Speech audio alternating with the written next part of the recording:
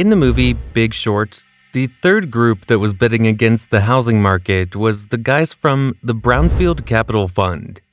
In the movie, their name is Brownfield Capital, but the real name of their fund is Cornwall Capital. They had a unique strategy that most people would not even attempt. Michael Burry and Mark Baum had their own strategies and market specializations.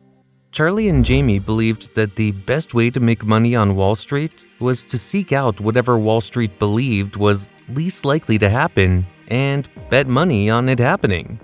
They were successful with this strategy before because Wall Street often underestimated the chances of big changes. Charlie and Jamie didn't have experience with mortgage bonds, real estate, or even the complex language of the bond market. They were also not sure if they could participate in this market because it was typically for big investors, and they were just a small group. When they came to know about Jared Vennett's presentation about shorting the housing market with credit default swaps, the first thing they thought was why more experienced and smarter investors than them were not already doing it. However, after reading the presentation, they decided to try to short the market. They didn't have a lot of money or a very convincing plan, but they had some ideas about how financial markets worked. Their one idea was to enter private stock markets, where companies are bought and sold, because they are better at pricing things than the public stock markets. In private deals, both sides usually have experts helping them, so the prices are more accurate. Public markets, on the other hand, often have people making decisions based on short-term profits, rather than the real value of a business.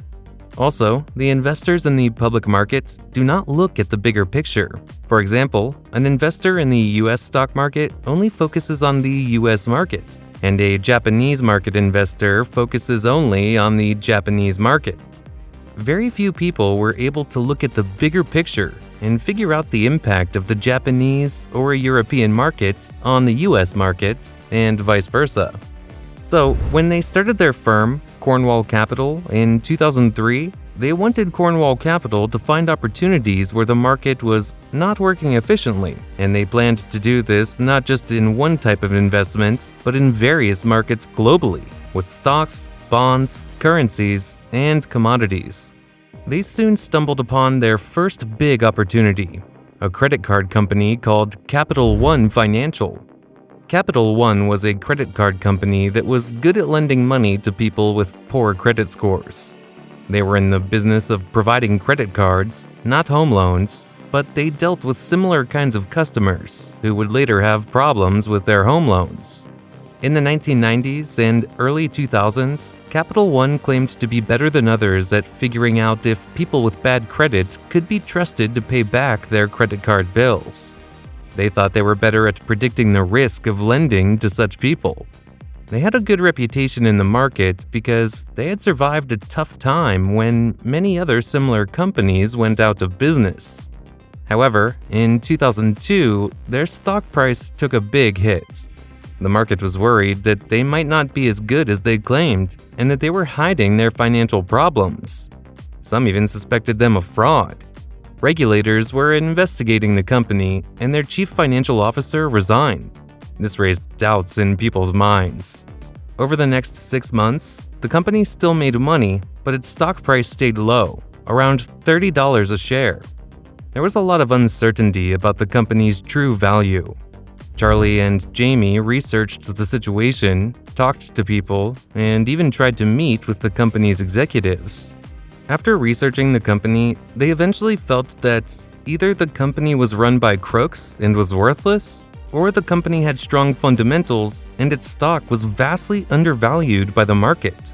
They believed Capital One's problems with regulators would be resolved in a few months, and its stock would either crash or go up. As the company was going through troubles, its options were priced very cheaply. So, Cornwall Capital bought 8,000 long-term options on Capital One's stock. Their potential losses were limited to the amount they paid for these options, which was $26,000. If Capital One's stock went up, their options would be worth a lot more. And that's exactly what happened. Capital One was cleared by regulators, their stock price rose, and Cornwall Capital's $26,000 investment turned into $526,000. This strategy of buying options on stocks poised for big changes became very profitable for them. It allowed them to make money when they sensed something dramatic was about to happen in the financial markets. They didn't need to know everything about the specific market or assets. They used to hire experts to help them understand the details. They were good at spotting opportunities where the market had misplaced its confidence, and they were not afraid to make small bets with long odds that could result in significant gains. After their success with Capital One, Cornwall Capital had more money to invest. They repeated their success by betting on a distressed European cable TV company called United Pan-European Cable, UPC. They bought call options worth $500,000 at a low price, and when UPC's stock rallied, they made a quick profit of $5 million. Next, they invested in a company that delivered oxygen tanks to sick people at home. Their $200,000 investment quickly turned into $3 million. After this, they named their approach event-driven investing because they were betting on events that could lead to significant price changes. After making significant money, instead of handling their own money, they also thought they needed a good, certified hedge fund manager to handle their money. But whenever they would interview a hedge fund manager and see his portfolio performance, they would get disappointed and think that they themselves were better traders than most hedge fund managers. As these guys were managing their own money, no big bank on Wall Street would want to deal with them. The big banks thought they were too small and just ignored them. But as shown in the movie, with the help of Ben Hawkert, these guys get licenses to bet on bigger deals. When they were first introduced to the Wall Street bond market, they had never traded bonds or mortgages before. So they faced many difficulties understanding the various terms and acronyms Wall Street banks used to address various types of loans and instruments.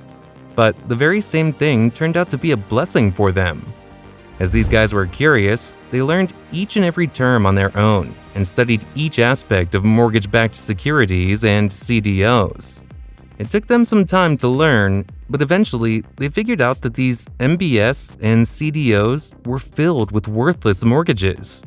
They found more stuff about CDOs, such as that CDO A is a part of CDO B, and CDO B has parts of CDO C, and how messy it was. Then they did exactly the same thing that Michael Burry and Mark Baum did. They started to find which CDOs and MBS were filled with more worthless loans and were most likely to fail. One thing they did differently from Burry and Mark Baum was that they bet against AA-rated CDOs, which even Michael Burry and Mark Baum didn't even think of doing. Their reason behind this was that, as all the mortgages were rated falsely by rating agencies, that means BBB-rated bonds and AAA-rated bonds are filled with exactly the same worthless loans. So, if BBB-rated bonds are failing, then AA and AAA-rated bonds are also failing. I'll bet you right now that those AA's are actually like B's. The Wall Street traders thought these guys were dumb for betting on AA-rated bonds, but in reality, these guys were geniuses. Further down the line, these guys hired the services of a guy named Bert, who worked for a BlackRock fund that managed $1 trillion. Bert's job was to identify for BlackRock the bonds that were going to go bad before they went bad.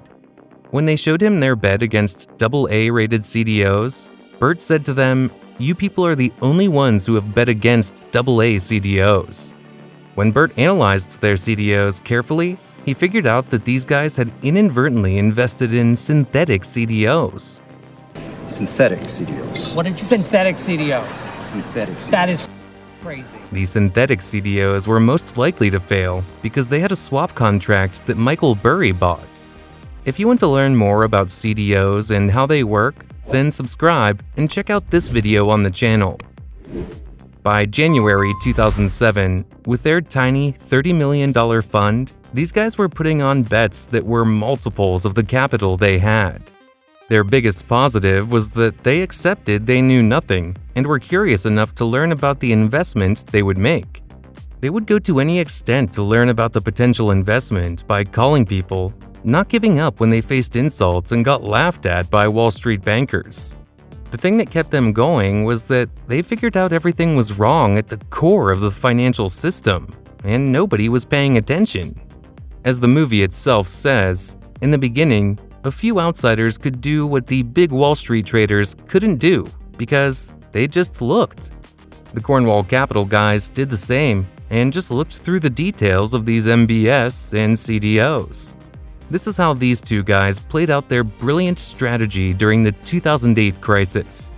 If you want to learn more about the 2008 crisis and the Big Short movie, then check out this playlist.